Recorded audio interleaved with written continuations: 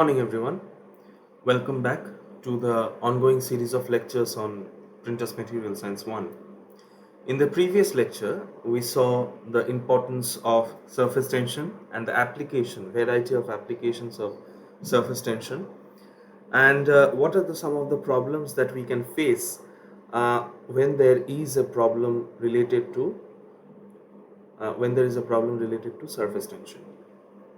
Having said that, whatever issues that we are likely to face, a majority of them are going to be related to the consumables. Now, what do I mean by consumables? Your ink is a consumable, the fountain solution is a consumable, plate is a consumable, paper is a consumable. So, all these factors together can lead up to a lot of areas where once you start to print, you are likely to face a multitude of problems. Not to say that machine related problems is a whole different ball game altogether. That I'm sure that will be covered in your machine classes. But since we are talking about material sciences, printers material sciences, we will be talking about the properties, the application, and the problems that we are likely to face from some of the materials that we'll be using or consumables that we'll be using in the printing domain. The next topic, today's topic that we are going to discuss is basically viscosity. I think you already know both the physics definition of viscosity as well as you have real life experience of what viscosity is.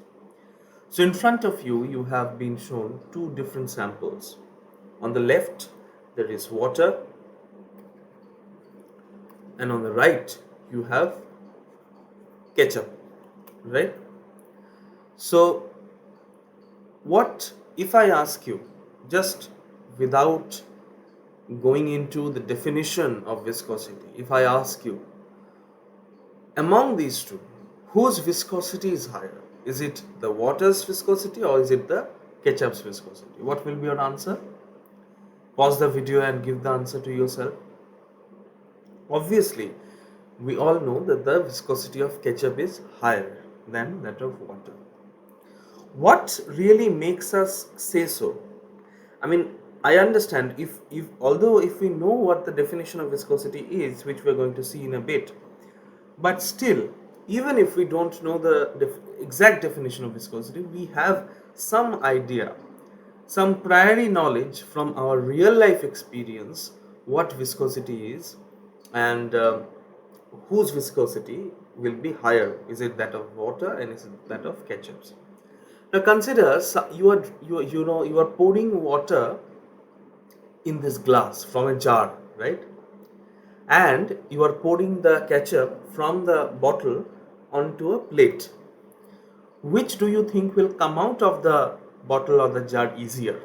Of course, the water will come out very easier. You would have to do no effort, no extra effort, no agitation, nothing whatsoever in order to pour the water from the jar into the glass.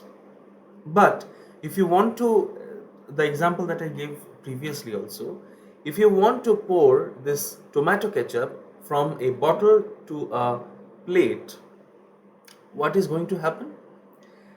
If you have kept the ketchup in your kitchen for a long time, it's not going to come out very easily out of the bottle. This is from our prior experience, we know that. What we have to do, we have to agitate, we have to shake the bottle well, and then it will, and we have to sometimes shake it in an inverted position even to make the tomato ketchup come out of the bottle. So all these experiences we have. So if I ask you, between oil and water, right, whose viscosity is higher, you will be able to answer. Obviously you know whose viscosity will be higher. Now, with this, real life experience, let us now start to develop some, physical and mathematical ideas on what viscosity is and how it is going to impact, basically, various aspects of printing, and what are some of the problems that we are likely to face due to uh, viscosity as such. Okay, so let us take a look. This is basically your example of, or the mathematical background uh, of from which we can derive viscosity. Now, consider this plate over here. This is what type of a plate? This is a stationary plate. That means it is static in nature. It's not moving, right? And there is some fluid, right? There is some fluid which is flowing in contact with this, and on the top there is another plate which is moving at the velocity of the fluid itself, right? Although when I say moving at the velocity of fluid, there might be some confusion. I will come to that. Imagine the fluid not as a whole body, but made out of multiple layers of such fluids. Now consider a layer of fluid which is in contact with the stationary boundary plate over here. The velocity of the fluid which is directly, let us say this is the layer of the fluid which is in directly contact with the stationary plate, what do you think will its velocity be? It will be 0, ideally, obviously. It will be 0, right? Because why 0? Because since this layer of fluid is in contact with the boundary plate, which in turn is stationary or static, it is not having any velocity in itself. Thereby, it will offer the boundary plate, the static boundary plate, will offer resistance to the flow of this particular fluid layer, turning the velocity of this fluid layer into 0, right? But consider another layer of fluid which is just on top of the static fluid layer, not the boundary layer but static fluid layer. It will have some velocity. Why? It will have some velocity greater than 0.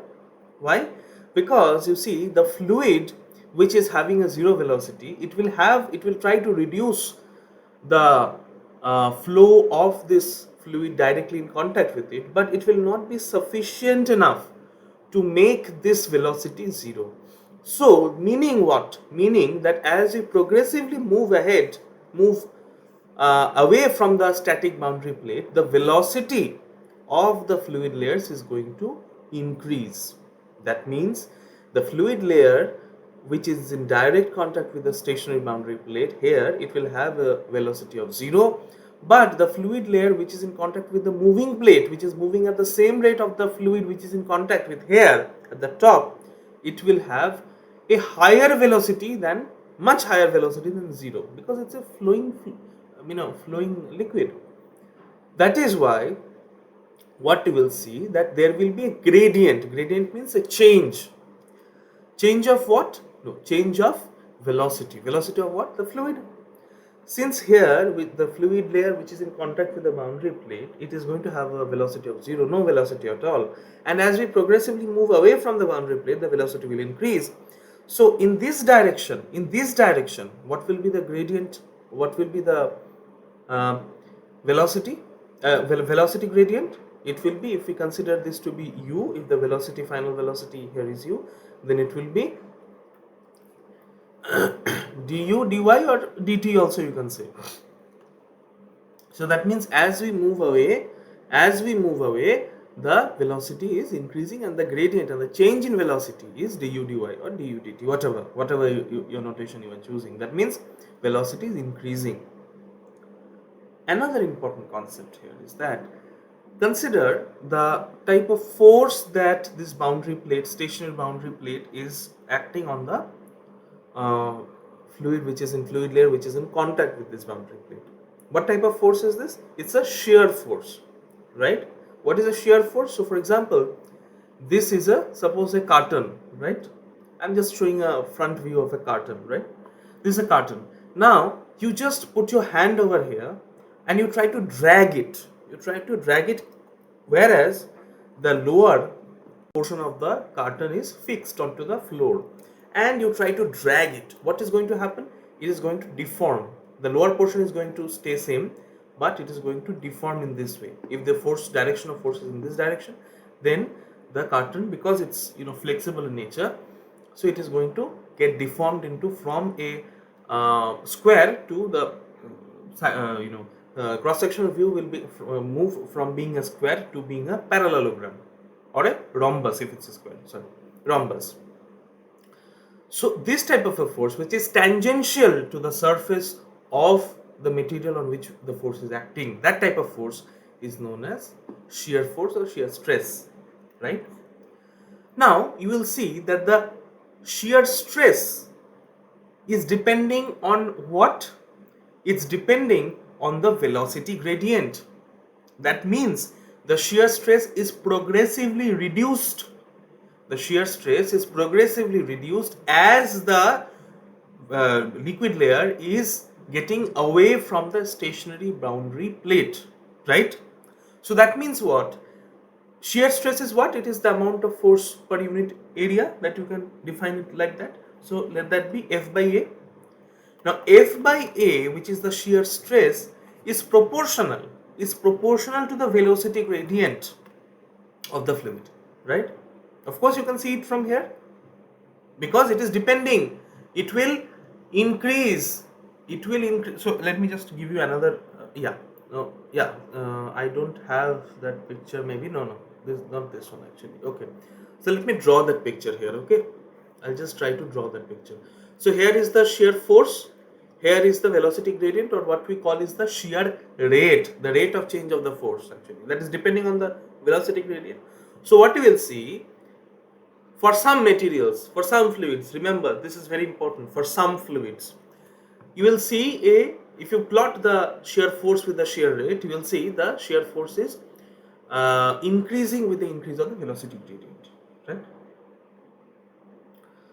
Now this is a straight line passing through the origin, so that means they are proportional. That is what we have seen, and that is what we have obtained in a plot also, right?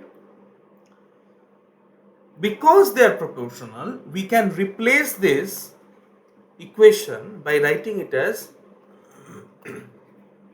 we can equate both the sides of the equation by bringing in a proportionality constant here, eta.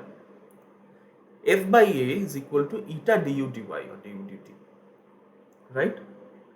This eta is what? It is nothing but the change in shear stress, right, with shear rate. So it's basically a the shear acting on the fluid when there is a unit velocity gradient, right? We can define eta as that, but there is a better way of defining it. From your experience here, from your knowledge over here, how can we define this eta? It can be defined as the amount of resistance meaning the shear stress, the amount of resistance offered by the fluid to any body which is passing through itself, or to the relative motion of the fluid layers within itself, right? That is basically known as eta. This eta is your viscosity. Its notation is eta. Okay, I hope this is clear. So it's basically a ratio between the shear stress and the viscosity, is ratio between the shear stress and the shear rate. All right. Yeah. So one important factor that you need to count over here is that that I was talking about, this formula, that F by A is equal to eta du dy. This formula is not followed by every fluid. The fluids which follows this formula, that there is a uniform increase in the shear stress with the increase in shear rate, linear increase actually, such fluids are basically known as Newtonian fluids. Newtonian fluids, right? Water is a prime example.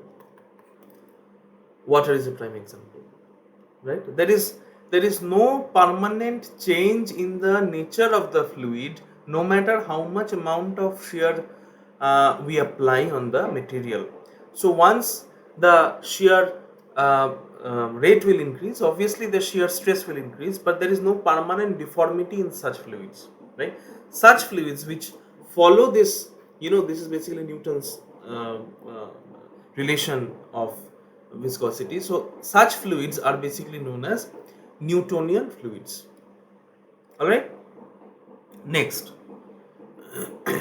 but there are certain fluids which does not follow such principle or such law. Naturally, they will be known as non-Newtonian fluids. Most of the liquids or fluids that we will be using in our industry as consumables, for example, paste ink, right? For example, adhesives, right? Um, what else? So maybe some other coatings, surface coatings actually. For I'm writing surface within brackets, right? So this is basically surface coatings. These all fall under, mostly they all fall under non-Newtonian category of fluids. What do I mean by non-Newtonian? Because there is no, uniform rate of change in shear stress with the change in shear rate, right? So the shear stress versus rate curve will not be a linear, will not be of linear nature passing through the origin. It will be something else. Okay, so here you can see one such example where the shear stress has increased but not linearly. So this does not obey this law. This law is not obeyed in this case because there is no linear, otherwise this would have been a linear curve as I showed you in the previous example. Now, what is the meaning of this type of curve that I will explain in your inks class, because we'll be talking a whole lot of detail on what viscosity the role viscosity has to play in all such things. But let me just give you a very brief insight into what this all means. Normally, they can be classified as, let me just, clear all this so that I can make room for some other process also. So if we classify non-Newtonian fluids, two of the major classifications is either shear thinning fluids or shear thickening fluids, right? Now shear thinning are also known as thixotropic. You have heard this term before during your colloids class, application of colloids class. And shear thickening, another term is dilatant. What does it all mean? It means that shear thinning means what? With the application of shear forces, the viscosity is going to come down. This one, with the application of force, viscosity is going to come down, right? Our offset paste inks falls under this category, right?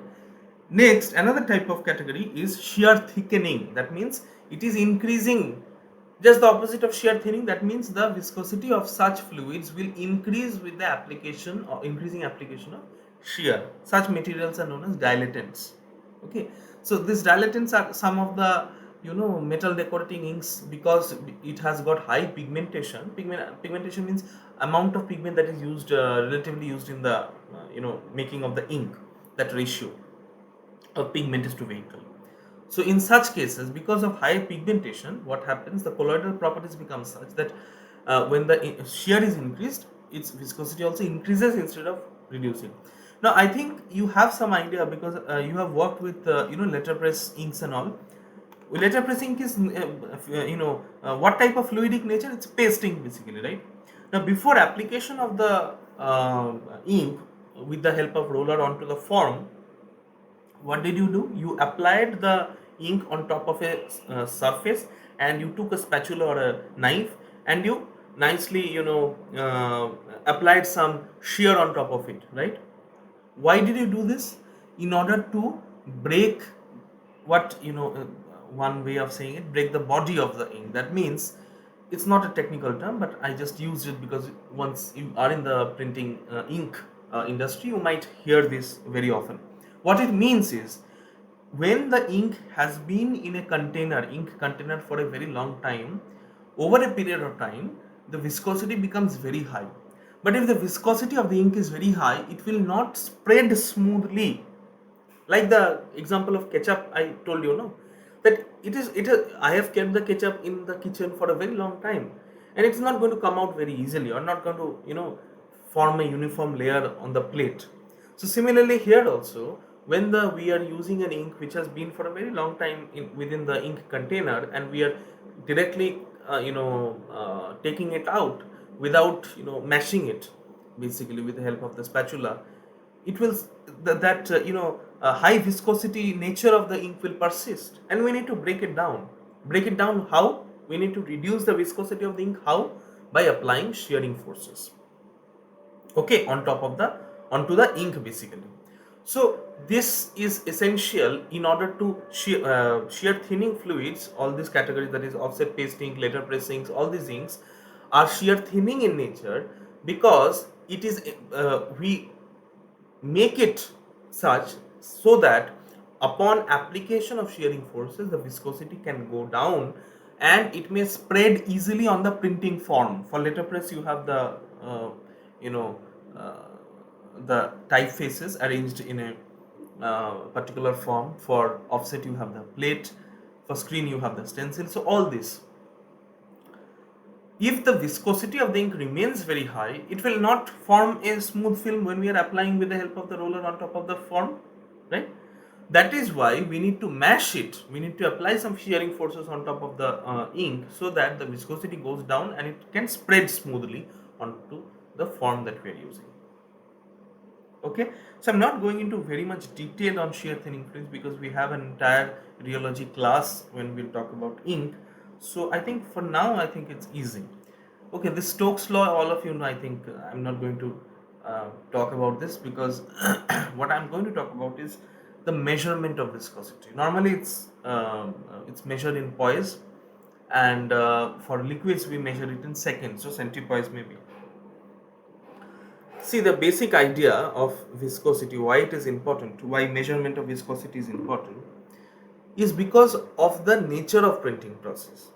Now, if I ask you, what should, in terms of viscosity, just in terms of viscosity, what should be the nature of the printing ink based on the printing processes? So let me just go ahead and write some of the mechanisms. So for offset, it may be sheet fed, or it may be wave fed.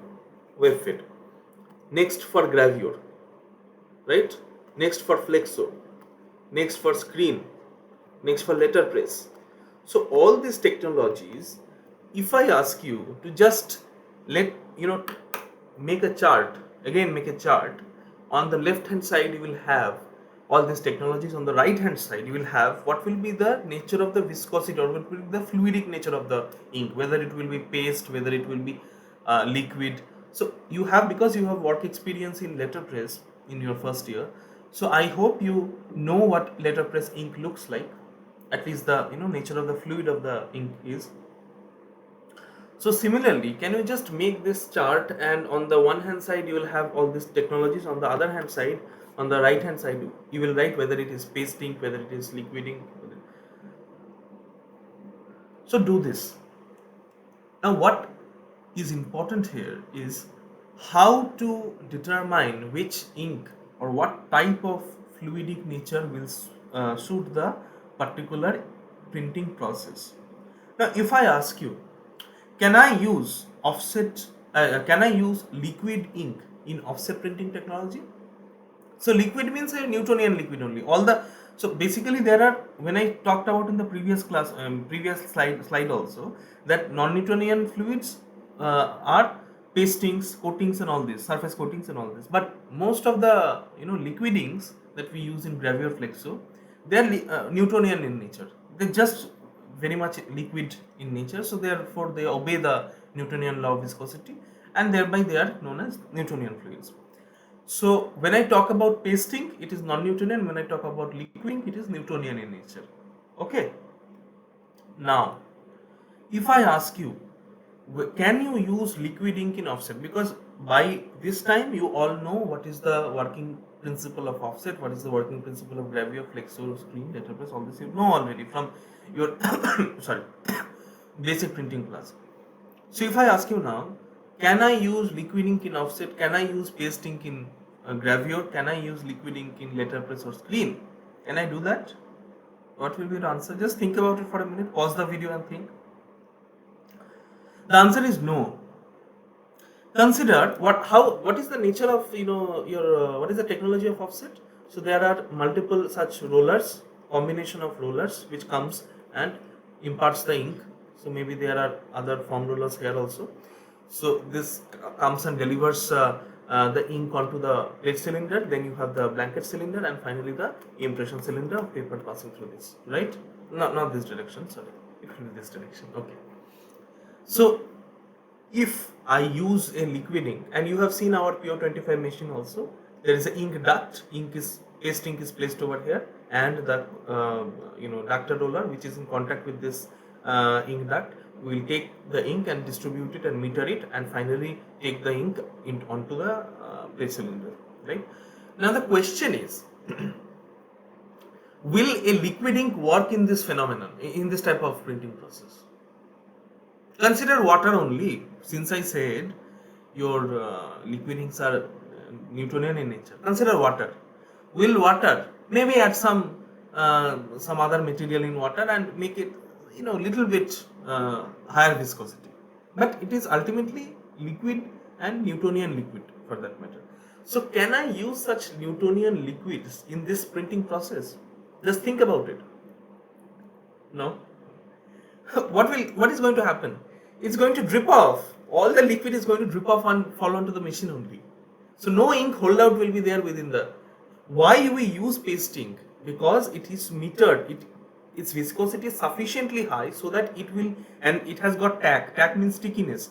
So because of this viscosity, tack, and all this, it will stick onto the layer of the onto the inking rollers and onto the plate, into the blanket, and finally onto the paper.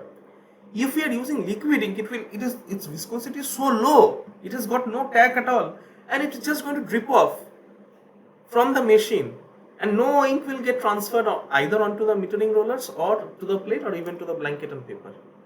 So nothing is going to happen, right? That is why we have to use paste in case of offset. Now consider in case of gravure. Let me just clear this out 1 second.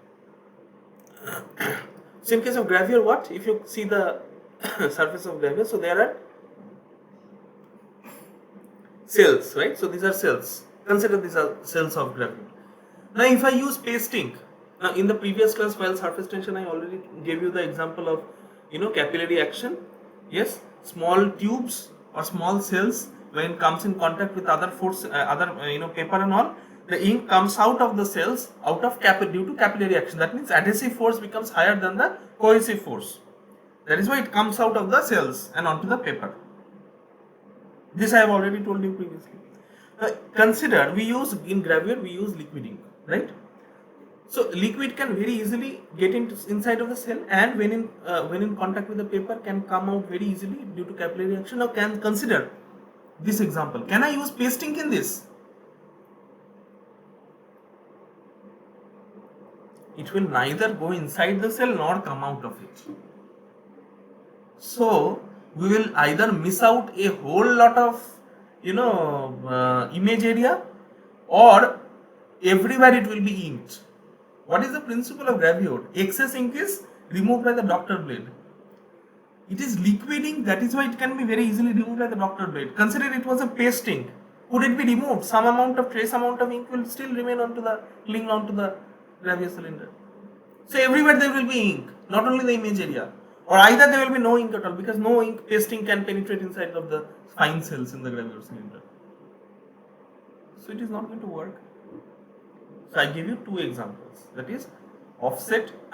Examples in the sense of the the counter view. That means I am asking. Normally we are using offset, paste ink in case of offset, liquid ink in case of gravure. But I give you the counter view. That can I use paste ink in case of gravure and liquid ink in case of offset? So I have given you the answer. No, that is not a possibility. That cannot be used. So for you, my assignment to you is come up with your logic why we cannot use liquid ink in case of this your screen, or we cannot use liquid ink in case of your letterpress, or uh, uh, all these counter views basically. So I'm asking you to give me your answers on these such counter views, on how it cannot be used. So just write down the answers and send me in the Google Classroom for PMS one. I'll be able to check it. Okay. Sorry. Now here we come to another topic, which was actually the intention of this particular slide, but I made a segue to talk about some of the important issues. Why we designing in such a way that it is meant for a particular printing process. Now, for measurement of, so that means we have understood that there are various types of inks. It may be paste ink, it may be liquid ink, and so on. Now, because the nature of the fluids are different, do you think that the same instrument can be used for measurement of viscosity of all types of inks? No. So for paste ink, we use something which is known as the falling bar viscometer. I'll show you a small video actually. So it's a falling bar viscometer. This is basically used for measurement of viscosity of the paste inks. And another, we have got the Ford cup. Now we have this instrument in our lab. I'll show you once the lab we can do the lab classes. So here what you do is, there is a video, I'll explain it there also, but the idea is you pour the liquid through this orifice over here, bigger orifice over here, and there's a smaller orifice having a diameter. Depending upon the diameter, it can be either B4 or something else. So once you put the liquid through this and you start the timer and you count the rate of efflux, that means the time taken by the fluid to come out of the smaller orifice. That is the viscosity. For a thicker liquid, for a liquid having higher viscosity, the time will be high. So that means the viscosity will be higher. So normally we measure this in seconds. That means number of seconds required for the liquid to come out of that orifice. So higher the second, higher will be the viscosity. Normally for paste inks in offset, it will be, the viscosity should be greater than 100 poise, and for liquid inks in gravure, the viscosity should be less than 1 poise. So it is either measured in centipoise. I have not seen it to be measured in centipoise. It is basically measured, if you are using this B4 cup, or there is another cup which is known as a Zahn cup, depending on the manufacturer. These are all measured in seconds actually. Okay, so it's a very useful and very quick approach to measurement of viscosity, albeit this is not a very accurate way to measure. There are much more sophisticated techniques and instruments to measure the viscosity. Spherical type of viscometers are there, so multitude of such instruments are there. Viscosity analyzers are there, so viscometers that we call. So all of these very sophisticated techniques are there for measurement and analysis of viscosity of various fluids, but for our purpose we'll see only these of two types of things. One is for pasting, that is falling bar viscometer, and this one liquid ink, which is the Ford cup. Okay, so I let me just check if this video will play or not. Let me just I don't know if this is going to play, but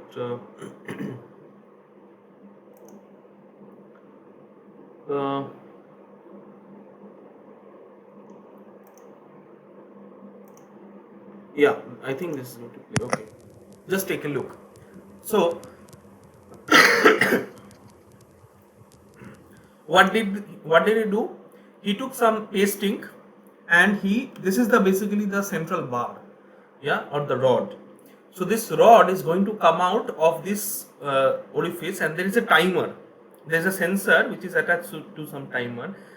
And the sensors will do what? It will calculate the time for the rod with some ink applied onto it, and with some weight applied onto it, to come out from this end to this end. And those times will be noted, and it will be used for calculation of the viscosity and yield value of that particular fluid. Let us see.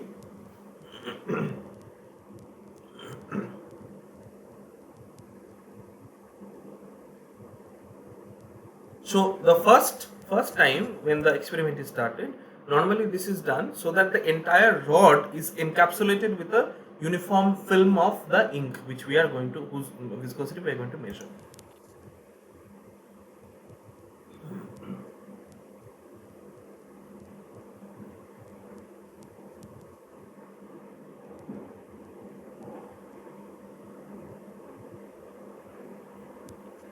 Now they are applying a fixed weight. This weight, how much of weight, this is known actually, and this will be progressively increased. You will see. Yes, as soon as the rods have passed this particular sensor, the timer starts to work, and it's counting down basically. How much time is basically required for the rod to pass from one sensor to the other with the ink encapsulated and under some specific weight.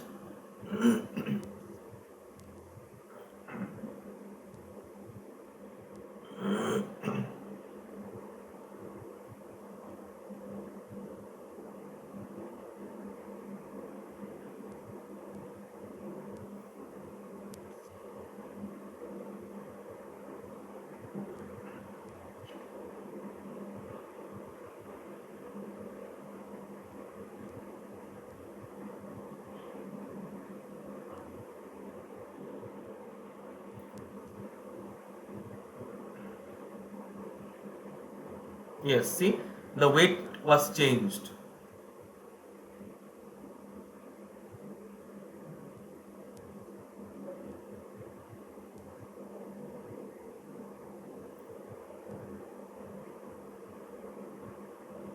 So similarly, normally what we do is in the lab, we actually do it for 3 weights. For 3 consecutive weights, we note down the time, and with these 3 times under 3 different weights, we calculate the viscosity and the yield value for this particular ink. I'll show you how to calculate it. I hope this is clear from this video. Now this is the example which basically uses your liquid ink. Viscosity of liquid ink with the help of measurement of viscosity of liquid ink with the help of Ford cup. Okay, so this demonstration how to use a Bic Gardner Ford cup.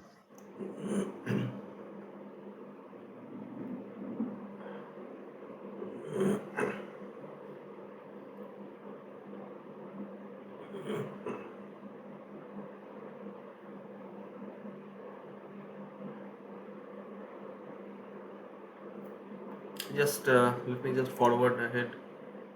Okay, yeah, before you pour it, you actually have to cover the smaller orifice with your finger. Why? Because otherwise as soon as you pour it, it is going to come out, so you're not going to calculate the efflux rate of the fluid, right? And temperature, I'll come to temperature next, the relation between viscosity and temperature. It's not done just like this. Temperature, ambient temperature and temperature of the material whose viscosity you are testing, that has to be specified. It has to be, in the lab we almost always do it at 30 degrees Celsius, because variation in temperature will lead to variation of viscosity. Now this is, no, actually this is, they have not shown it correctly. This will not give the correct results. You see, the volume of this cup is fixed. So whenever you are going to measure the viscosity of the fluid, you need to fill it up completely.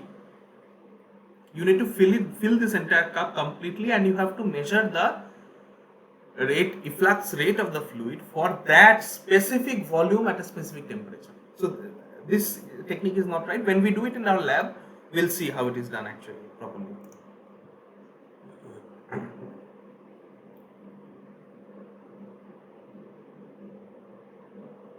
This cup, this plate is given. We'll do the same procedure. This plate is given because it creates a barrier of air, so there is no air pressure pushing the liquid down through the orifice. That is why the liquid, even if our finger, we have removed our finger to start the stopwatch or something to calculate how much time of flux is required, then the plate will actually prevent the liquid from coming out of the smaller orifice.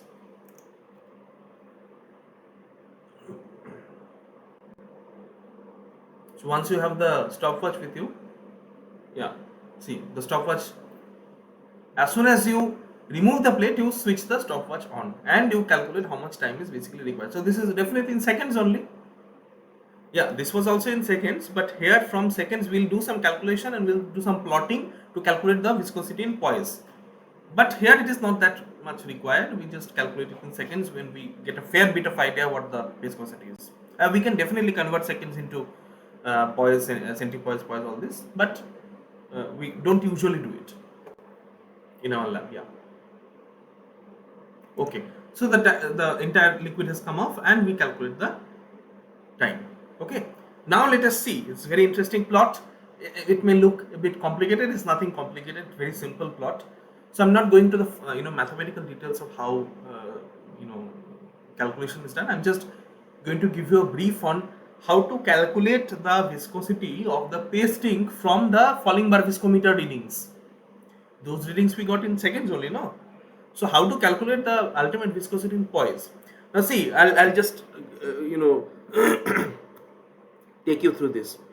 Now here you see there is on this, along this entire plot, you have the viscosity in poise. All right, here along this entire these two axes you have the viscosity in poise. Okay,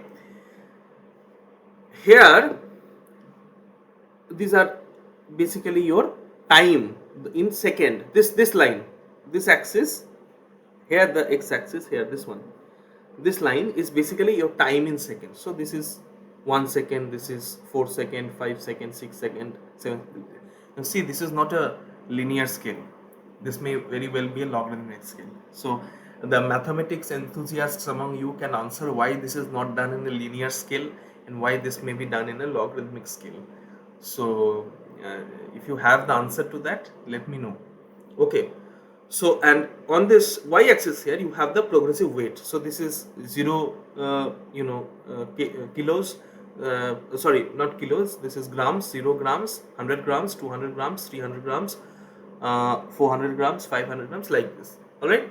Now suppose under let us say we started the experiment with 400 gram. So for 400 gram we got what should be the basic idea, what should be the thumb rule. So higher the weight, quicker is the time, lower is the time, right? So let us say for a particular ink we applied a force of 400 grams onto the bar, and let us say we got, let us say here 5 seconds. So you plot it over here. Next, for 300 gram we got, that means lower weight, higher time, right? So let us say we got 6.5 seconds. So it will be here. For 200 grams, let us say we got here 8 seconds time, right? So for all this amount of time, what did we do? We got 3 progressive times, right? We noted it down. Now what to do?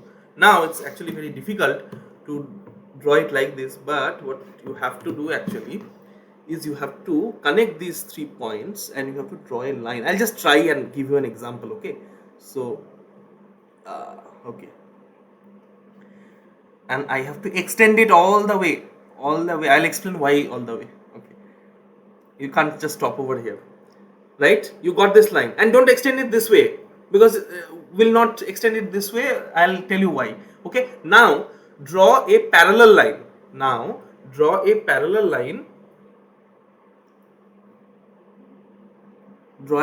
line to this line which is passing through the origin here. So I'll just try to draw. Okay,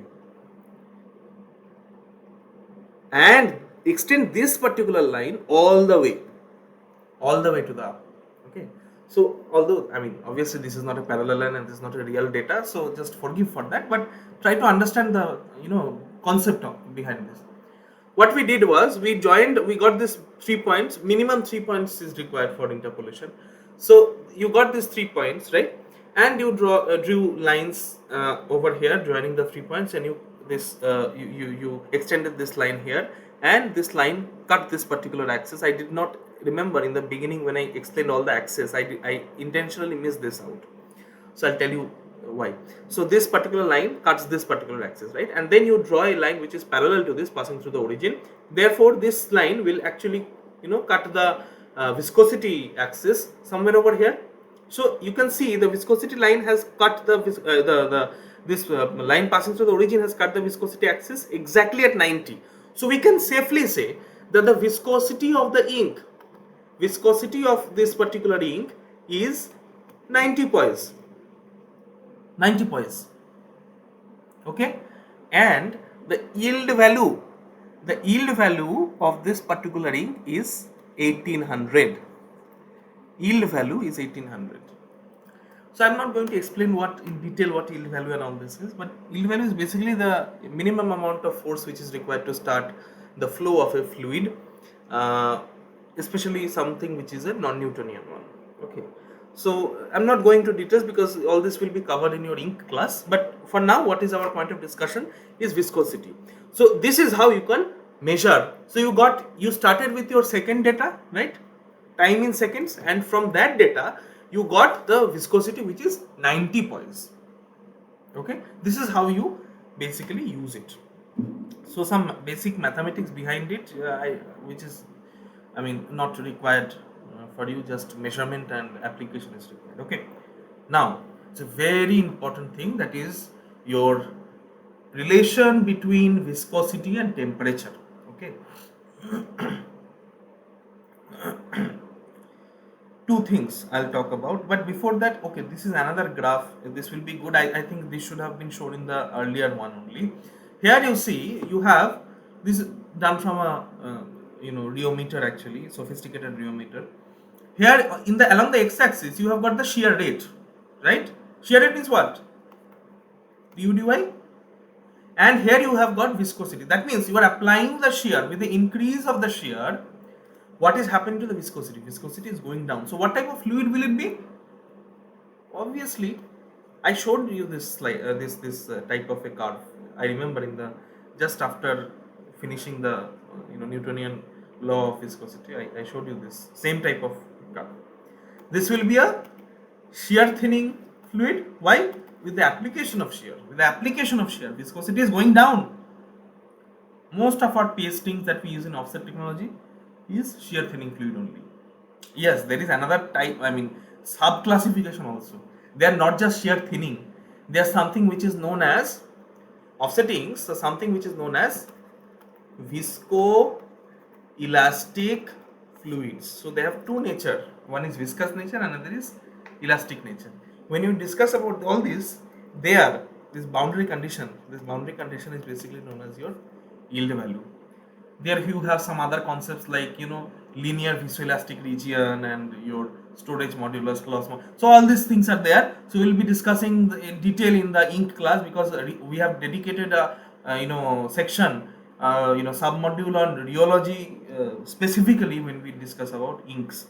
Okay, so here right now I'm not discussing. Let us just talk about viscosity and various parameters on which it is affected. Now viscosity versus temperature, very important. What do this is also common knowledge? I mean, this from prior knowledge you can answer. Temperature here is increasing. Viscosity is doing what? What is happening to the viscosity of the ink? It's coming down naturally. When you heat something up, its flow will increase. No, it's the resistance that it offers to itself, to the flow of itself, its individual layers, or to any body which is passing through it. It's going to come down. Because why? Why it is very important. Why? Kinetic energy, molecular kinetic energy increases. The velocity at which all the molecules move away from each other, this velocity increases, thereby reducing the viscosity. Okay, but viscosity might also increase when temperature increases. How? For what type of coating or what type of ink? I'll tell you. But first let us take a look. Yes, for offset. Offset, as I told, is your normal shear thinning. This is basically your sheet fed. This is basically your web fed. Although the nature of liquid is different, when we talk about ink formulation in the ink class, we'll talk about how their formulation is dependent on the type of process. But one thing is clear, that they are all shear thinning only. So what happens if this diagram, I'm not going to talk about this particular diagram here, because I'm basically focused on viscosity versus temperature. I'm going to talk about this. When you increase the temperature, the viscosity goes down, right? And during why temperature increases? Because there are, in a normal sheet fed offset machine, there are 12 to 14 metering rollers in the ink train, which is carrying the ink right from the duct to the plate cylinder. So they are rotating. See, this machine, I mean, this is a state of the art machine, KBA Rapida. So normally we do not see such speed in normal conditions. It's very people press is very much optimized, very much standardized. They use this type of speed. Speed here is IPH. That means impressions per hour. 20,000 impressions per hour. This Webb, Gauss, Manroland new machines, they can give nearly 1 lakh impressions per hour. So that is it. At this speed, the rollers are constantly rotating. So many thousands of rotations per minute. What is going to happen? Friction will be generated, leading to increase in the temperature, right? Due to this, with the increasing temperature, viscosity will come down. Okay, so when the viscosity comes down, that may lead to a whole lot of problems. Excessive ink may flow out of the ink duct or onto the plate, onto the blanket and the paper. Paper may start to absorb excessive amount of ink, leading to what? Leading to dot gain. I don't know if we know what dot gain is, because I have not taught you. If in the previous some of the classes you know what dot gain is, it's fine, but I'll talk about dot gain. No, in fact, I talked about dot gain in the blanket, polymers application blanket class, I remember. So that means increase in the size of dots, half-tone dots.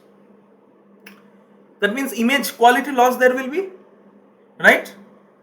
There will be loss in image quality. The quality of the sharpness and the detail in the image will get reduced. So all these things are going to happen. And there will be problem in ink water emulsion also, leading to scumming and all those problems. So many problems will happen if the temperature increases excessively, reducing the viscosity to a great extent. That is why most of the offset printing, it is recommended that these offset printing processes should be controlled, should be climate controlled. It should have a air conditioned environment where the temperature is not going to rise to a maximum or extreme level, right?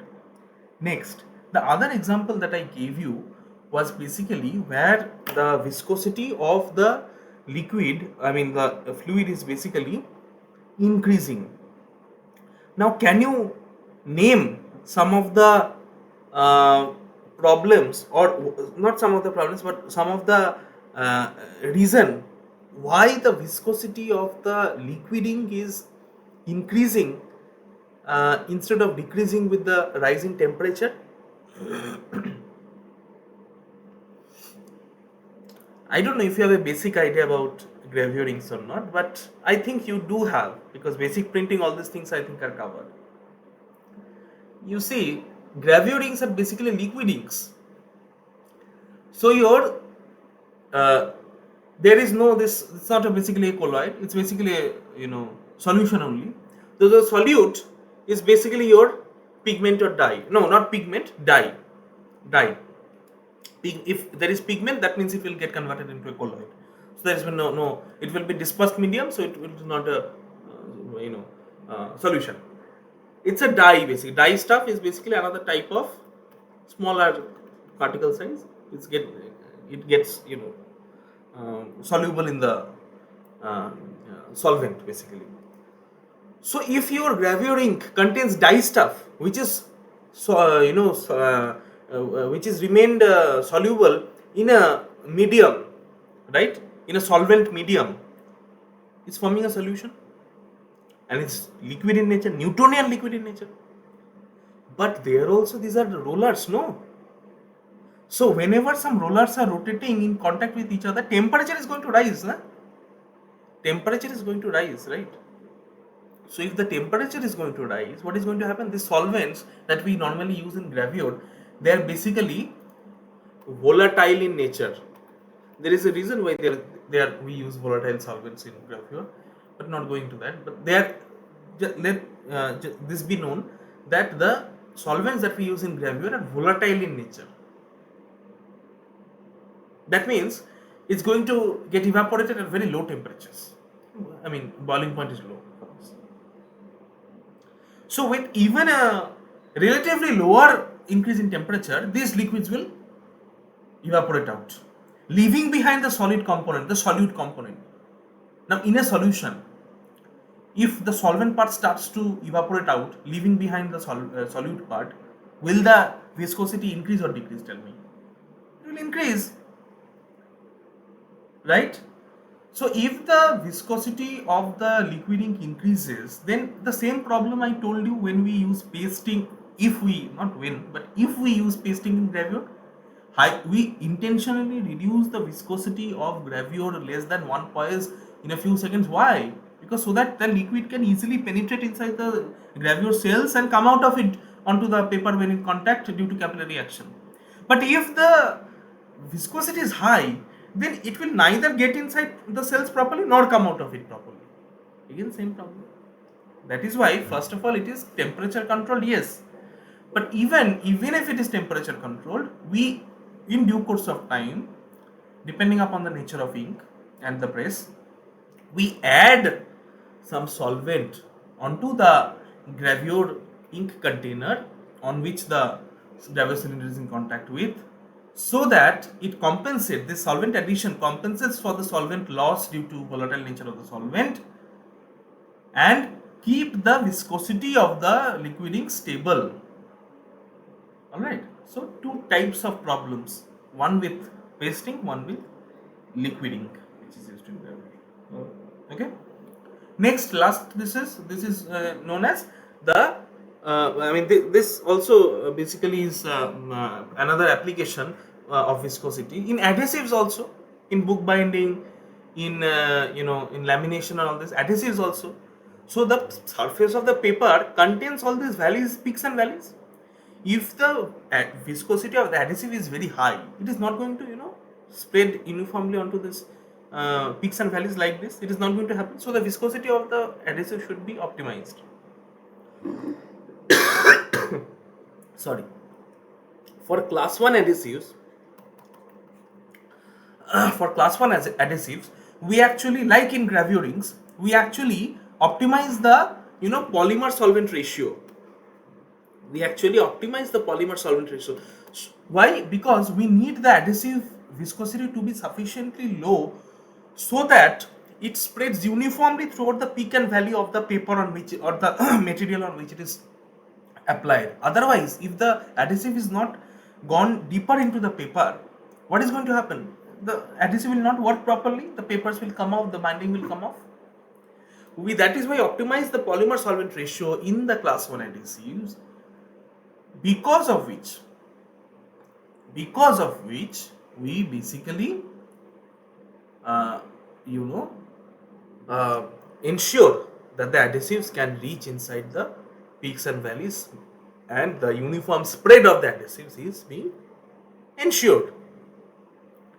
But for class 2 adhesives, they are polymeric solids. So normally what happens is we heat them, and depending on the melting point, we basically they move from solid state to liquid state, and they when in liquid state they start to flow, but heating is required. PU resins and all, the heating is required for using them in as adhesives. Okay, so I hope this particular class on adhesives is sufficiently clear enough. First, we talked about what is adhesive. What is viscosity, the origin of viscosity, how viscosity can be defined mathematically, what is the importance of viscosity.